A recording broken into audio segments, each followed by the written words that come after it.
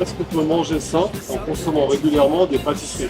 La technique, ça va être de choisir des pâtisseries qui ne sont pas hyper riches en sucre blanc, pas non plus hyper riches en farine de blé, vous savez, une farine blanche hyper raffinée. Plutôt opter pour des farines semi-complètes ou des farines anciennes. On peut opter aussi pour des farines alternatives comme la farine de coco, la farine de sarrasin, la farine de petit épeautre ou de pois chiche. Et toutes ces farines alternatives, elles vont permettre d'abaisser l'index glycémique de l'aliment. Ça va être meilleur aussi bien pour la santé que pour la ligne. Choisir des matières grasses de qualité, comme par exemple le beurre clarifié, le beurre ghee, dans lequel il y aura quasiment plus de caséine. Une autre technique, d'incorporer des épices et des aliments sains, comme de la cannelle, de l'anis, du clou de girofle, plein d'autres épices qui vont rendre la pâtisserie beaucoup plus noble et beaucoup plus saine. Là, vous avez le cookie chocolat za'atar, c'est un mix d'épices libanaises. Vous avez le namoura, pâtisserie libanaise typique. Le cookie de Damas, c'est un barazet, c'est un biscuit syrien aux graines de sésame et aux pistaches, dans lequel on a rajouté de la cannelle. Le fameux flan libanais, fleur d'oranger, pistache et cannelle. Donc c'est un peu le dessert signature de Lip Shop.